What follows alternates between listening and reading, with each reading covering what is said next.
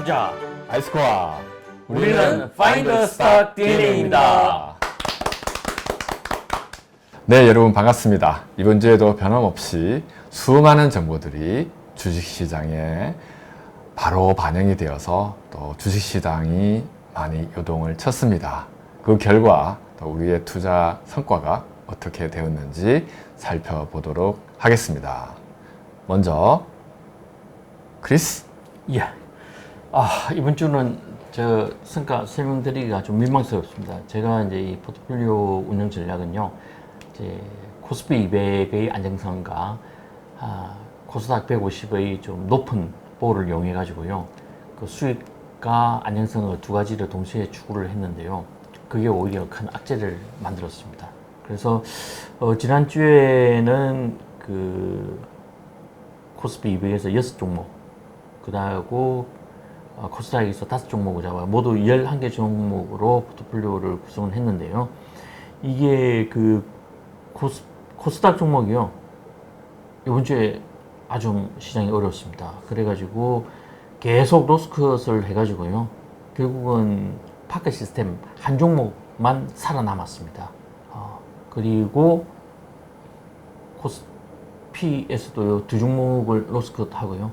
그래서 결국은 이번 주에는 딸랑 수익률이 0.26% 밖에 되지를 못했습니다. 그래서 제가 벤치마크로 삼은 코스피 200은요, 수익률이 무려 1.5%였는데 거기에 비해서 좀 변격하게 낮은 수익률을 달성하게 되었습니다. 그렇지만 제가 로스컷을 안 했다고 하면요, 아주 더 곤란을 겪었을 것입니다. 그래서 다행히 로스컷을 제때제때 해줬기 때문에 마이너스 수익률은 피할 수 있었다는 것을 다행으로 여기고, 아쉽지만 이번 주는 0.26%로 끝마쳤습니다. 이상입니다. 네, 감사합니다. 네, 이번 주는 정말 주식시장이 많이 요동을 쳤는데 저의 개인 투자 성과에 많은 영향을 미쳤습니다. 그래서 저는 코스닥 150에서 5종목을 월요일 오픈에 사서 목요일 오픈에 매도를 하였습니다. 제가 중간에 많은 회의와 또 일정이 있어서 이 주식시장을 점검할 수 없었습니다. 그런데 화요일날 많은 일정이 있었는데 그때 엄청나게 주가가 빠져서 포트폴리오에 많은 손실이 발생했습니다. 결과적으로 저는 마이너스 5.02%라는 손실을 기록했고요. 그것에 해당되는 벤치마크 수익률은 마이너스 3.94입니다. 네, 그래서 이번 주는 제 개인적으로는 좀 손실이 큰 한 주였습니다. 이상입니다.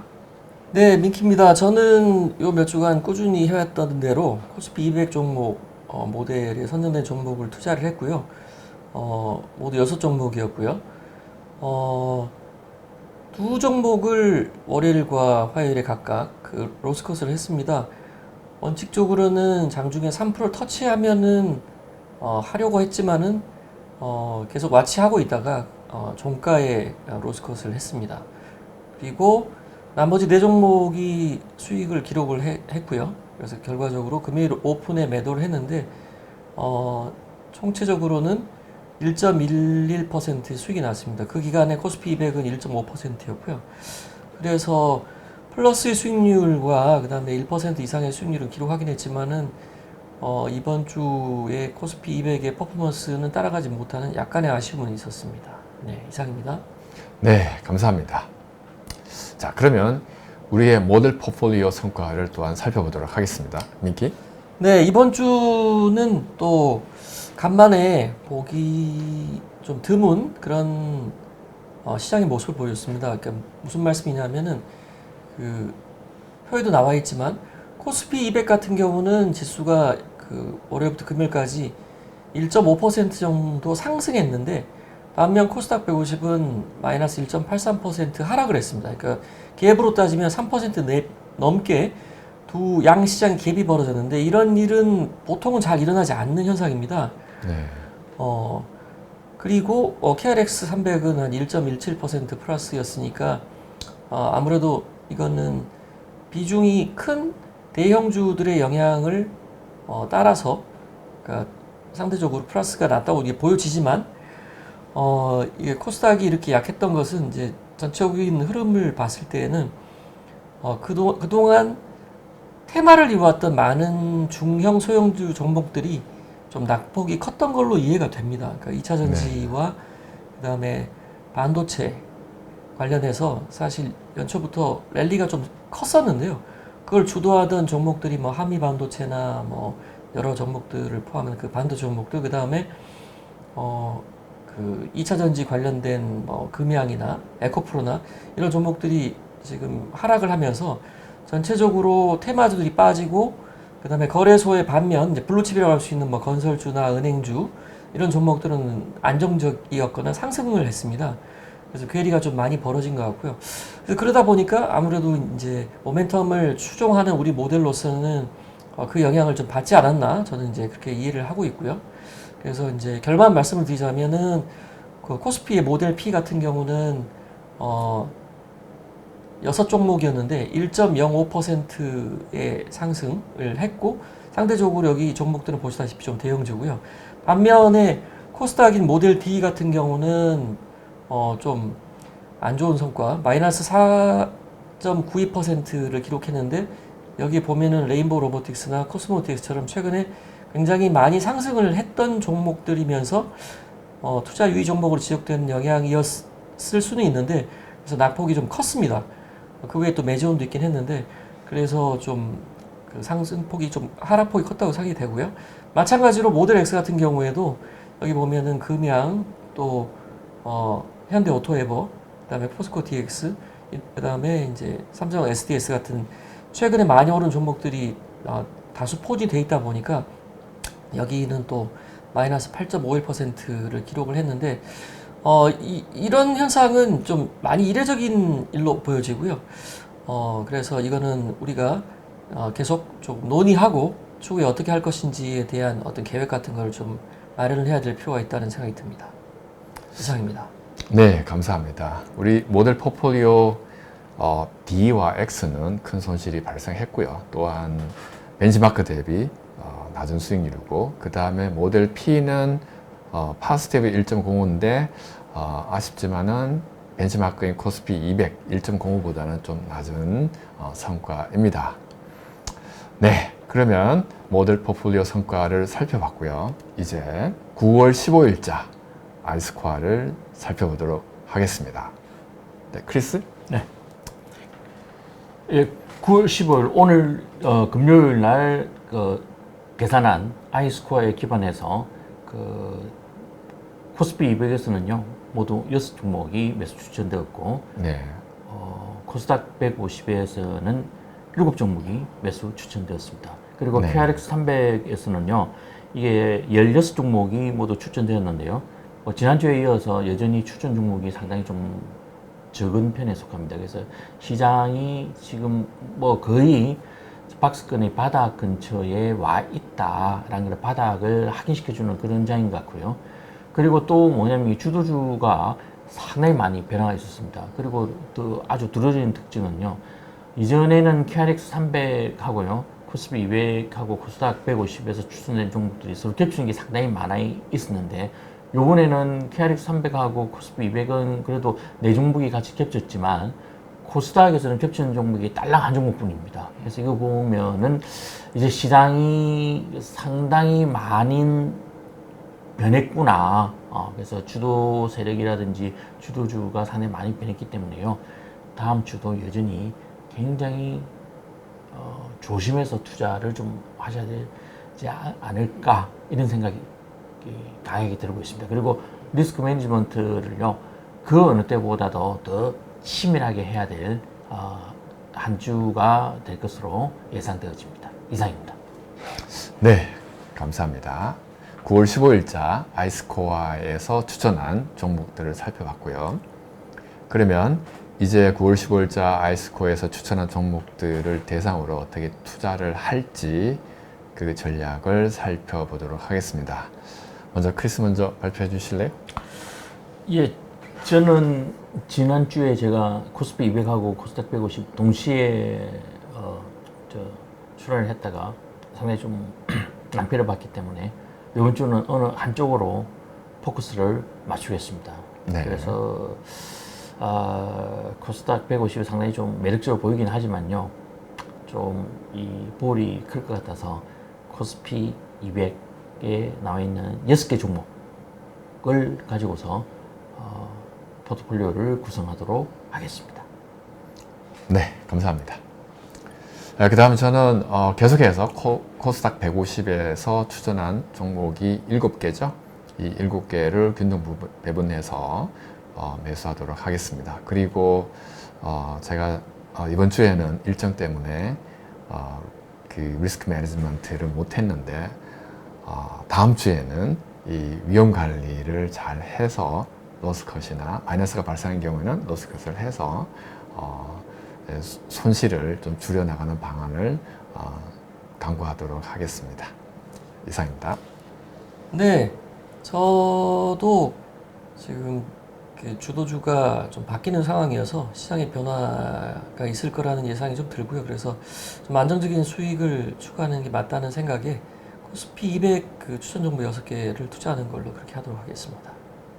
네. 네. 네, 지금까지 우리 투자자 3명의 아이스코어에 기반한 추천 종목에 대한 투자 전략을 살펴보았습니다. 그러면 저희는 다음 주에 다시 저희들이 투자한 성과를 여러분들에게 보고하도록 하겠습니다. 자, 그러면 오늘 토의할 내용은 이번 주에 저희들이 참 큰 손실을 발생했는데 이런 이 특이한 상황, 어노멀리 이벤트에 대해서 우리가 어떻게 대처하는 것이 좋은지 살펴보도록 하겠습니다. 먼저 민키? 네, 사실 그 투자에 있어서 손실은 항상 따라다니는 그런 변수라고 생각합니다. 어쩌면 이게 상수일 수도 있는데요. 네. 근데 이게 변화하기 때문에 상수는 아닌 것 같고, 그래서 그렇기 때문에 이 손실 관리를 어떻게 하느냐, 그러니까 어떻게 보면은 주식 종목 선정을 하는 것보다 더 중요할 수 있다는 생각이 듭니다. 네. 왜냐하면 수익은 나지 않더라도 언젠가 위험 관리를 잘 하면 낼 수 있는 기회가 오지만 손실을 크게 보면 그 미래에 발생할 수 있는 잠재적인 이익까지 다 상실하는 그런 결정적 계기가 되기 때문에 무엇보다 위험 관리가 중요하다고 생각을 하고요. 뭐 워렌 버핏이 그 우스갯소리로 한 얘기가 있죠. 1번의 원칙은 손실을 내지 말라는 거고 2번의 원칙은 1번의 원칙을 잊어버리지 말아라. 뭐 이런 얘기도 있습니다만은, 그래서 리스크 관리는 정말 중요하다는 생각이 들고요. 특히 지금처럼 주도주가 자주 바뀌거나 시장의 변동성이 커지는 상황에서는 특히 위험 관리가 중요하다는 생각이 듭니다. 네. 그리고 저는 과거에 이제 포트폴리오 매니저를 하던 시절부터 지금 개인 투자를 뭐 10년 가까이 하면서 느꼈던 건 뭐냐면, 사실은 잘 알매도 불구하고 손실 관리가 되게 어렵습니다.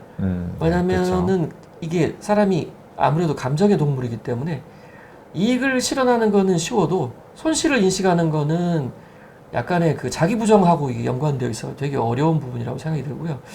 그래서 저는 자기의 그런 감정을 잘 극복하고 정해놓은 원칙에 따라서 손실 관리를 잘 할 수 있는 게 굉장히 중요하다는 생각을 가지고 있습니다. 네, 감사합니다. 자, 크리스, 우리는 어떻게 위험 관리를 하면 좋을까요? 네, 위험 관리를 하는 첫 번째 가장 중요한 원칙은요. 주식과 사랑에 빠지지 말자. 네. 왜냐하면 보통의 사람들이 로스컷을 못하는 이유는요. 자기가 오래 가지고 있었던 종목에 대한 어떤 애정관계가 형성되거든요. 그래서 네. 왜 얘가 이 주식이 내 마음을 몰라주고 왜 자꾸 떨어지는 걸까? 언젠가는 올라올 수 있지. 너를 믿는다. 너를 믿는다. 하는 문제인 거죠. 주식은요. 애인이 되면 안 됩니다. 네. 그래서요. 동의합니다. 절대 주식과 연애하지 마시고요. 그래서 로스컷은요 기계적으로 하셔야 됩니다. 그래서 제가 추천드리는 거는요, 로스컷은 난 몇 %에서 그 종목이 몇 % 이상 뜨죠 무조건 로스컷을 한다. 나름대로 기준이 딱 있으면요, 그거를 홈트레이딩 시스템에 보면 다 자동 매매하는 그 기능들이 있습니다. 거기다가 그냥 조건식 달아가지고, 예를 들어서 나는 뭐 마이너스 3%에서 로스컷을 하겠다. 그러면 사자마자 바로 자동 매매 마이너스 4%에서 매도한다라고 그거를 그냥 무조건 걸어두십시오.